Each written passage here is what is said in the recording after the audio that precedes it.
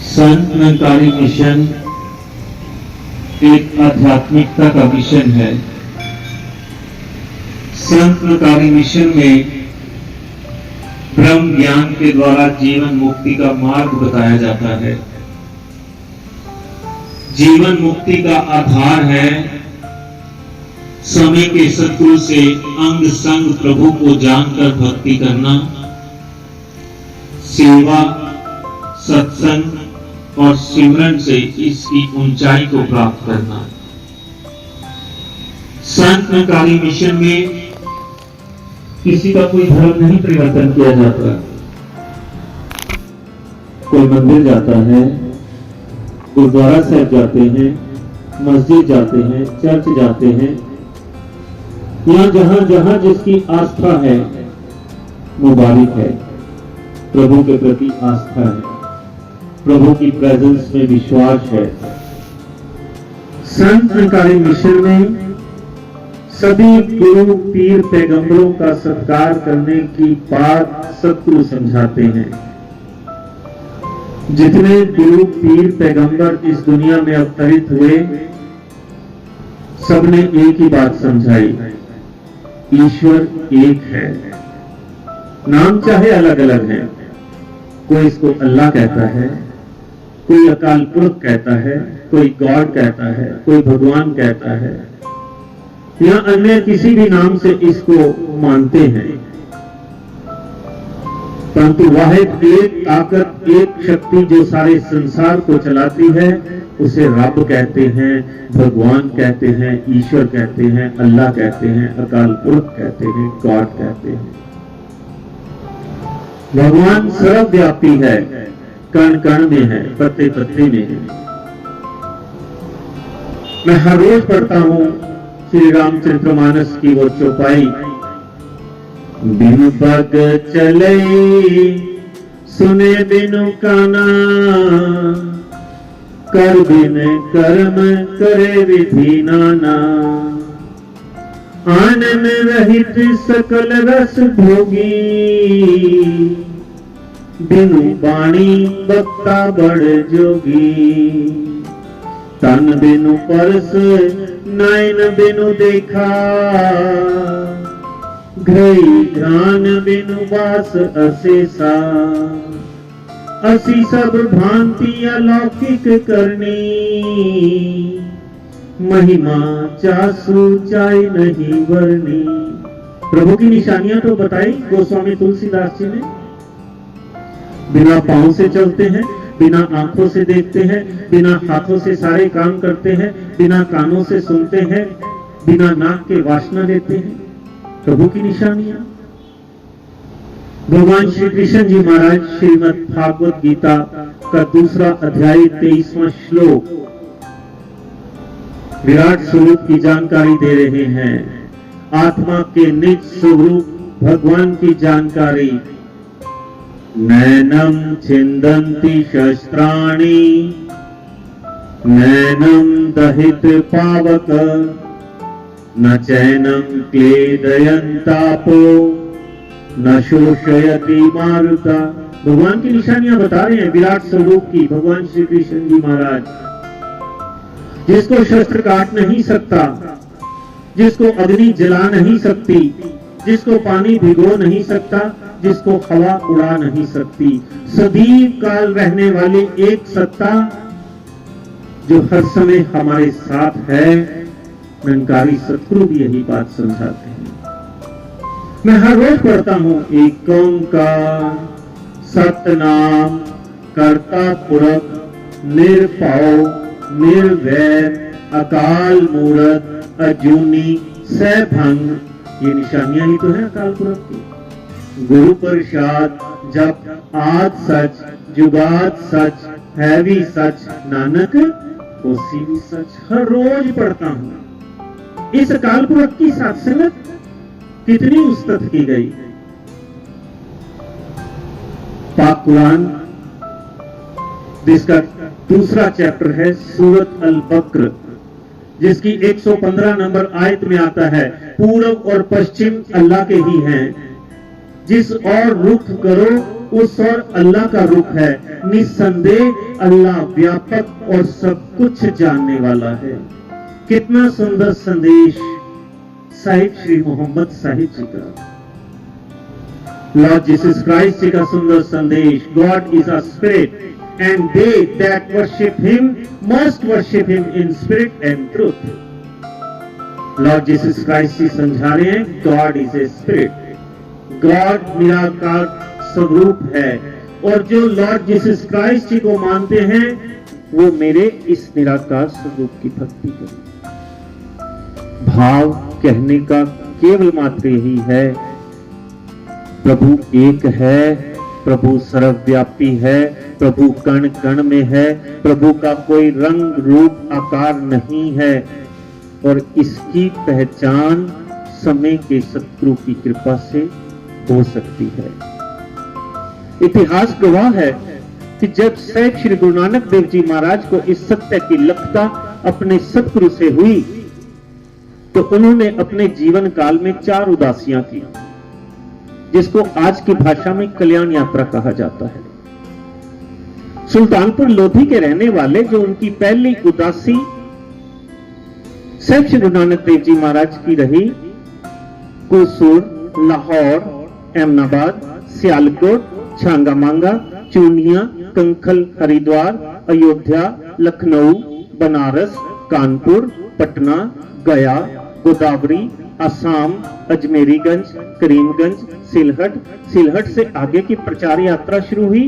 अगरतला, चांदपुर, 24 परगना, कलकत्ता, जगन्नाथ से आगे निकले जबलपुर, महानदी, नर्मदा, चित्रकूट, भोपाल, ग्वालियर, झांसी से आगे की प्रचार यात्रा धौलपुर, भरतपुर, रेवाड़ी, गुड़गांव, करनाल, थानेसर, सिद्धवट्टी और वापिस सुल्तानपुर लोधी। यह थी साहिब श्री गुरु नानक देव जी महाराज की पहली उदासी, जिसका टर्म पीरियड था 11 साल 10 महीने और लगभग 18 दिन। इतना समय तक घर से बाहर रहना कोई आसान काम नहीं है, परंतु मन में एक ध्येय था कि जो सत्य का सौदा मुझे मिला है इसको मैं जन जन तक बांट पाऊं। कहां तिब्बत मलाया तक गई। आज भी ये सत्य का संदेश देने के लिए निरंकारी भक्तों ने ये सत्संगत का सुंदर आयोजन किया। एक सांझी आवाज दी जा रही है कि भगवान जो कण कण में है इसको जाना जा सकता है। मैं हर रोज आरती पढ़ता हूं, तुम हो एक अगोचर सबके प्राणपति, स्वामी सबके प्राणपति, किस विधि मिलूं दयामय तुमको मैं कुमति, हरिओम जय जगदीश हरे। रोज पढ़ता हूं। एक भगत की पुकार है, एक भगत की आराधना है अपने प्रभु के आगे कि हे प्रभु आप अगोचर हो। अगोचर शब्द को संधि विच्छेद किया जाए, अ के मायने होते हैं नहीं, गो के मायने होते हैं ये इंद्रियां, ये आंखें, चर के मायने होते हैं पहुंच सकना। एक भगत अपने प्रभु के आगे आराधना कर रहा है कि हे प्रभु मैं इन आंखों के द्वारा आपको नहीं देख पा रहा, परंतु हो सबके प्राणपति, सबकी संभाल भगवान करते हैं। किस विधि मिलूं दयामय, हे प्रभु मैं कौन सी विधि अपनाऊं जिससे आपके दर्शन हो पाए। वो विधि है समय के सतगुरु की शरण। समय के सतगुरु की कृपा से इस रमे हुए राम की पहचान हो सकती है जो हर समय हमारे साथ है। एक मुस्लिम परिवार से ताल्लुक रखने वाला सज्जन निरंकारी सत्संग में आया, उसने ज्ञान ले लिया। उसको ऊपर इतना रंग चढ़ा कि एक दिन वो अपनी मां को कहते हैं कि मां मुझे अल्लाह मिल गया, मुझे खुदा मिल गया, मैं खुदा से बातें करता हूं।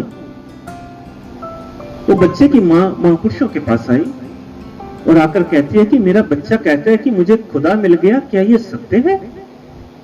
महापुरुषों ने उस बहन को कहा, बहन आप हर रोज 5 वक्त की नमाज अदा करते हो, पाक कुरान सूरत अल फातिहा जिसका पहला चैप्टर है इसकी पहली आयत में आता है, ऐ खुदा तू कृपाशील है, तू सृष्टि का सृजनहार है, तू दयावान है।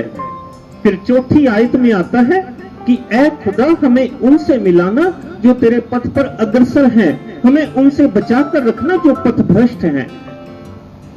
महापुरुष ने इस बहन को कहा कि आप हर रोज कहते हो ऐ खुदा तू कृपाशील है। तू किसको कहते हैं? जो सामने हो, जो सामने उसको तू कहा जाता है, और जो दूर हो उसको वो दूर ये कहा जाता है। बस फर्क इतना है, आप इसको बिना जाने तू कहते हो और आपका बेटा इसको जानकर इससे बात करता है।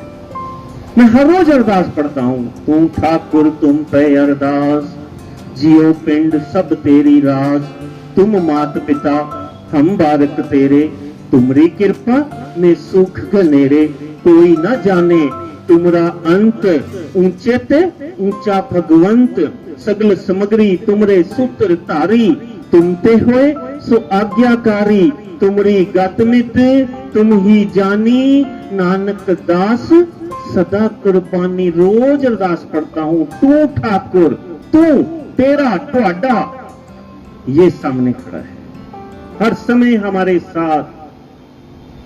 इसकी लखता समय के सतगुरु की कृपा से हो सकती है। भगवान हर समय अंग संग है। मैं हर रोज गायत्री मंत्र पढ़ता हूं, ओम भूर्भुवः स्वः तत्सवितुर्वरेण्यं भर्गो देवस्य धीमहि धियो यो न प्रचोदयात्। रोज पढ़ता हूं। कभी मन से विचार किया कि इसका भाव क्या है?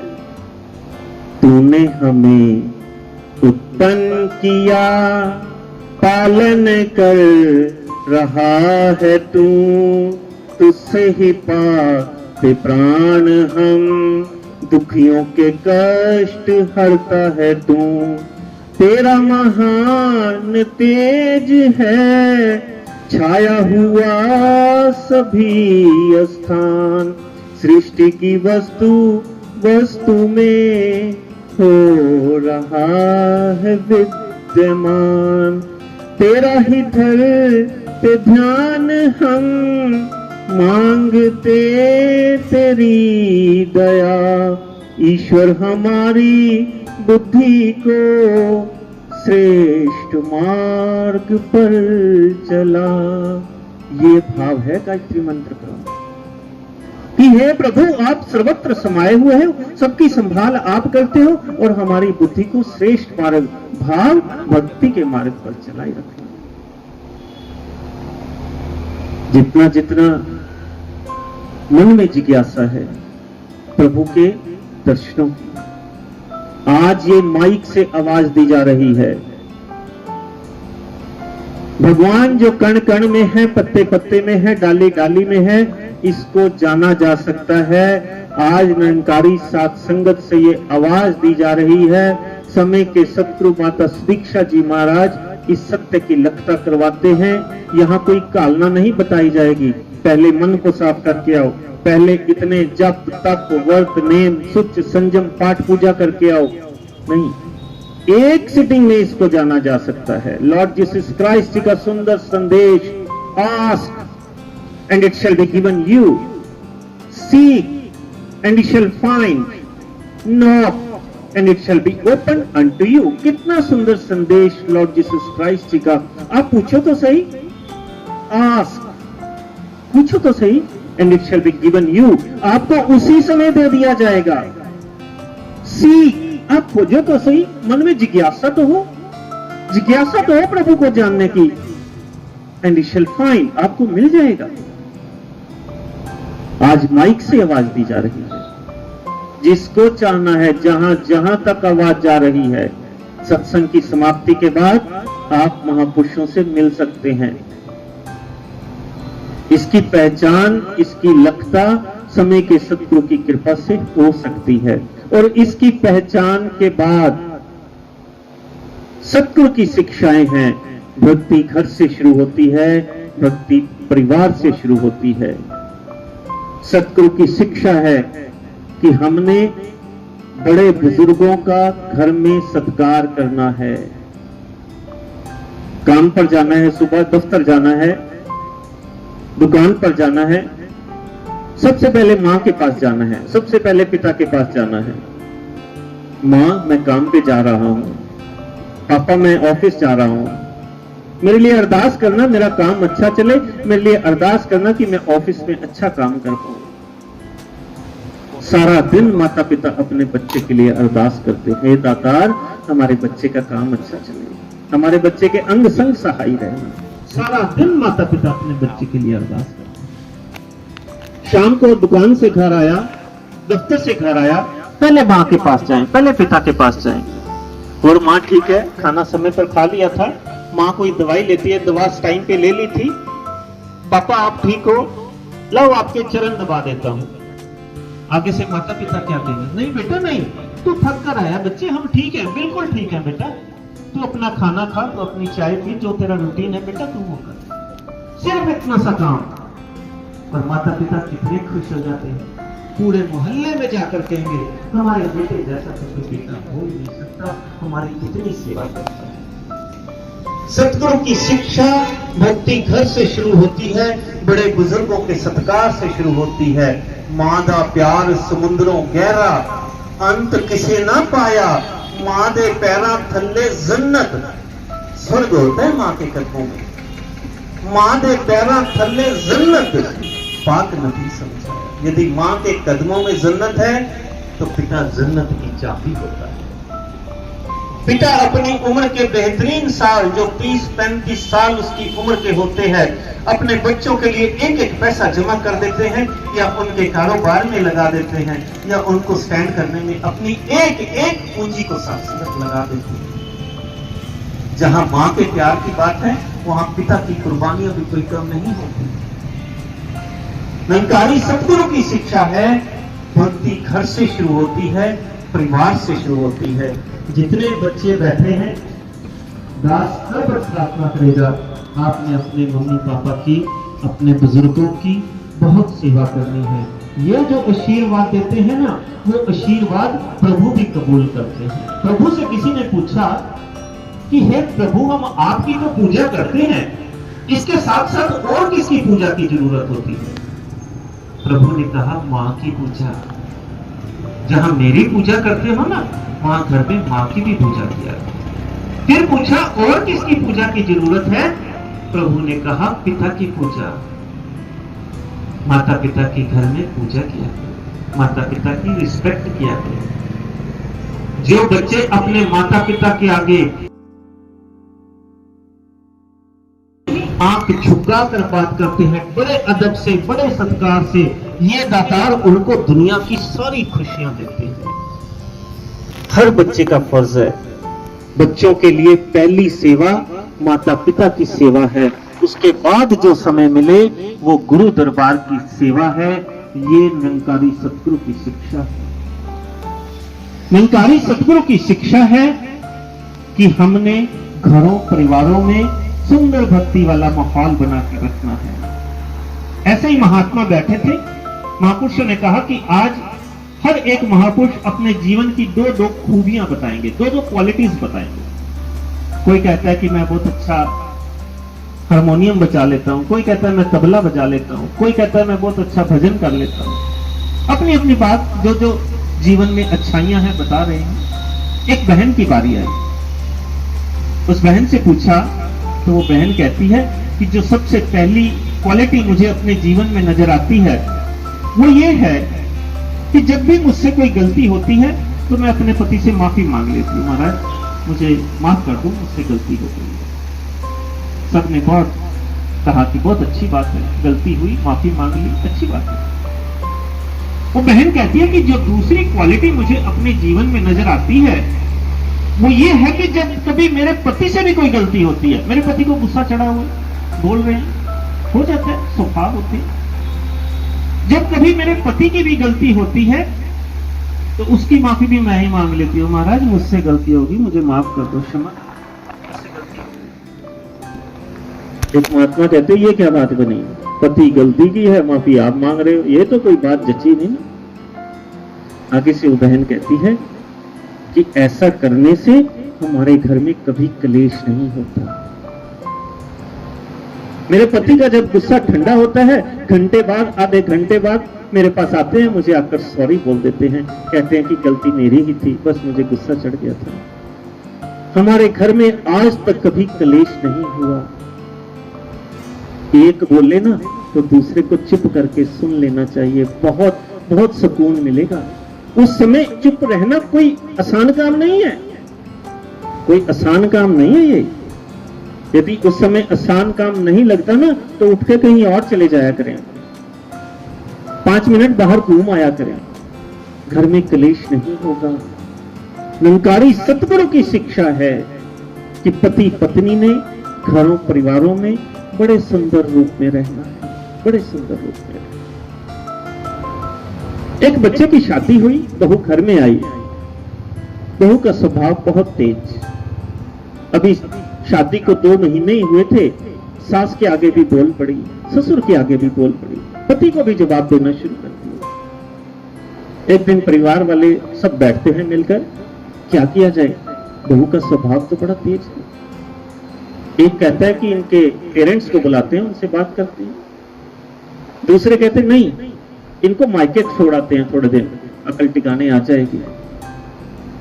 उस बहू की सास भाव लड़के की मां कहती है नहीं, सतगुरु ने ये जीव हमारे घर में भेजा है, ये हमारा घर का अब मेंबर है। हमने ना इसके पेरेंट्स से बात करनी है, ना इसको मायके में छोड़ना है। निरंकार अपने आप ठीक करेगा। हमने अपने गुरु की शिक्षाओं को कभी दाएं बाएं नहीं होने देना। एक दिन की बात है, सब काम पर गए हुए हैं, घर में सास बहू अकेली है। बहू को किसी बात पे गुस्सा चढ़ गया, बोल रही है अपनी सास के आगे। सास चुपचाप सुन रही है, कुछ नहीं बोल रही। और गुस्सा चढ़ गया, छत पे चढ़ गई। छत पर गोबर से बनी हुई पाथियां पड़ी थी। अब छत पर बैठी बैठी नीचे सास को पाथियां मार रही है, गुस्सा आया हुआ है, पाथियां मार रही है। अचानक नीचे से सास बोल पड़ी, बस कर पुत्र बस कर, आज के चूल्हे के लिए इतनी पाथियां बहुत हैं, और न उतारी पुत्र, बहुत होगी पाथियां, और न उतारना। तो बहू कहती है कि मैं चूल्हे के लिए थोड़ी उतार रही हूं, पता नहीं क्या हो गया मेरी सास को, मैं तो इसको मार रही हूं। हुआ क्या, उस बहू के माता पिता अपनी बेटी को मिलने के लिए अचानक घर आ गए। दरवाजे पर खड़े हैं, वो दृश्य देख रहे हैं। सास अपनी बहू का बचाव कर रही है कि इसके पेरेंट्स को कहीं बुरा ना लगे। नीचे से बैठी कह रही है, पुत्र और पाथियां ना उतारना, बहुत है आज के चूल्हे के लिए। दरवाजे पर उस बहू की निगाह गई, देखा मेरे माता पिता खड़े। शर्मिंदगी हुई, नीचे आई, माता पिता वो अंदर घर में लेकर गए। तब उसकी मां अपनी बेटी को कह रही है, बेटा हमने सब देखा, सब सुना, कितना अच्छा तुझे प्रभु ने परिवार दिया है, और तू अपने स्वभाव को बदल ले बेटा, प्लीज बदल ले। ऐसा परिवार तेरे को कहीं नहीं मिल सकता। निरंकार घट में बैठ गया, उस दिन से सोच लिया कि मैं अब अपने स्वभाव को बदलूंगी। स्वभाव बदल गया, जो स्वभाव तेज था वो स्वभाव प्यार वाला बन गया, निम्रता वाला बन गया। ये है निरंकारी सतगुरु की शिक्षा। एक बच्ची की शादी हुई, ससुराल गई। ससुराल में 1 महीना रहने के बाद मायके आई। मायके आई तो उसकी मां पूछ रही है, बच्ची तेरी सास का स्वभाव कैसा है? तो बच्ची कहती है, मां मैं ठीक हूं। मां फिर पूछती है, तेरे ससुर का स्वभाव कैसा है? मां मैं ठीक हूं। तेरे जेठ का स्वभाव कैसा है? तेरी जेठानी का स्वभाव कैसा है? तेरी ननद का स्वभाव कैसा है? तेरे देवर का स्वभाव कैसा है? मां एक एक सदस्य के बारे में पूछ रही है। बहू कह रही है, वो बेटी कह रही है, मां मैं ठीक हूं, मां मैं ठीक हूं, मां मैं ठीक हूं। मां ने झंझोड़ कर पूछा, बच्चे क्या हो गया तेरे को? मैं तेरे को तेरे ससुराल वालों कर्तव्य क्या है? उनको घर की चाबियां बड़ी आसानी से जल्दी मिल जाती हैं। ले बच्चे तू संभाल, सास यही कहेगी, बड़े यही कहेंगे, बच्चे तू संभाल, तू सियानी बच्ची है, आज भी तेरा कल भी तेरा, तू आज से ही संभाल। और जो बच्ची अपने ससुराल में जाकर अपने राइट्स मांगती है, ये मुझे मिलना चाहिए, ये मेरा हक है, उसको घर की चाबियां बहुत देर सत्संगत हो सकती है। निरंकारी सतगुरु की शिक्षा है कि हमने घरों परिवारों में भक्ति का माहौल बनाकर रखना है, भक्ति की भावना के अनुसार जीवन जीना है। जितना जितना ऐसा भाव जीवन में है, उतना उतना जीवन में भक्ति है। हम बच्चों के लिए कितने यत्न करते हैं। एक ऐसा परिवार, सच्ची बात दास आपके आगे रखने जा रहा है, एक परिवार माया के रूप में बहुत कमजोर, पर पिता का एक ऐसा ध्येय था कि मैंने अपने बच्चों को बहुत पढ़ाना है, इनको दूर देशों में भेजना है। बहुत मेहनत मजदूरी करके, रुखी सुखी खाकर बच्चों को पढ़ाया, अच्छी तालीम दिलाई। एक बच्चा ऑस्ट्रेलिया चला गया, एक बच्चा कनाडा चला गया। घर में अब मां पिता अकेले। एक दिन मां की तबीयत खराब हुई, हॉस्पिटल ले गए, शरीर छोड़ दिया। दोनों बच्चों को इन्फॉर्म किया कि अचानक मां उसकी डेथ हो गई है। बॉडी को मॉर्चरी में रख दिया, बच्चों को इन्फॉर्म कर दिया। 2 दिन हो गए, 4 दिन हो गए, हफ्ता हो गया। हफ्ते के बाद बड़ा वाला बेटा इंडिया आया। अब जैसे ही वो बड़े वाला बेटा पिता को मिला, पिता की आंखों में आंसू आना स्वाभाविक था। बहुत रो रहा है अपने बेटे को मिलकर, पूछ रहा है छोटा कहाँ है, छोटा कहाँ है, छोटा कहाँ है। कोई जवाब नहीं दे रहा। पिताजी चलो जो काम करना है ना पहले वो काम कर लेते हैं। अब उसको वो काम नजर आ रहा है। पापा जो काम करना है ना पहले वो काम कर लेते हैं। पापा फिर पूछ रहे बेटे छोटा कहाँ है, छोटा कहाँ है। मां को अग्नि के सुपुर्द किया, घर आए, फिर बेटा पूछ रहे बेटा छोटा कहाँ है, छोटा कहाँ है। पापा को बिठा लिया। पापा हम दोनों बहुत बिजी थे, बहुत बिजी, निकल ही नहीं पा रहे थे। निकलते निकलते 6 दिन हो गए, आज हफ्ते बाद यहां पहुंचा हूं। कल ही भैया से बात हुई, छोटे से बात हुई। कहता है भैया मैं तो बिल्कुल नहीं जा पाऊंगा, मैं इतना बिजी हूं। आप ऐसा करो, मां की डेथ हुई है, आप चले जाओ, जब पिता की डेथ होगी तो मैं चला जाऊंगा। सच्ची बात है सत्संगति, सच्ची बात। ऐसे ऐसे माहौल समाज में, संसार में देखने को, सुनने को मिलते हैं।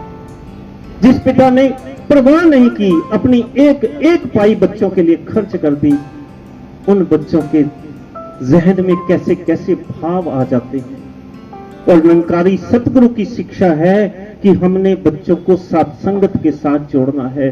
जो बच्चे सत्संगत के साथ जुड़े होते हैं वो बच्चे अपने माता पिता की कद्र करते हैं, माता पिता का ध्यान रखते हैं। वो फिर माया जाल में नहीं फंस कर रह जाते। ये माया जाल है सत्संगत, ये बड़ा बड़ा सत्संगत खिलौना जाल है। माया कमाने से किसी गुरु पीर पैगंबर ने मना नहीं किया, परंतु माया गुजरान तक सीमित रखने की शिक्षा दी। आज भी समय के सतगुरु यही समझाते हैं कि माया कमाओ, जितनी मर्जी कमाओ, अच्छे अच्छे बंगले बनाओ, अच्छी अच्छी गाड़ियां हो, अच्छे अच्छे कारोबार हो, कोई मनाही नहीं है। परंतु सबसे पहले संस्कार सत्संगत वाले हो, संस्कार बच्चों के अंदर भक्ति वाले हो। और वो संस्कार केवल और केवल एक साधन है, वो साधन है सत्संगत। सत्संगत के साथ खुद भी जुड़ना है, बच्चों को भी जोड़कर रखना है। ये है निरंकारी मिशन का संदेश। दास करबद्ध प्रार्थना करेगा, जिस जिस कान में ये आवाज गई, जो जो प्रभु परमात्मा की प्राप्ति के इच्छुक हैं वो महापुरुषों से मिल सकते हैं। निरंकारी सत्संग यहाँ सहारनपुर शहर में 2 निरंकारी सत्संग भवन है। आप महापुरुषों से मिलकर वहां भी सत्संग में आ सकते हैं। कोई शब्द कम या ज्यादा दास की जुबान से निकल गया हो तो दास आप जी का अदना सा सेवादार है, हृदय से माफ कर देना।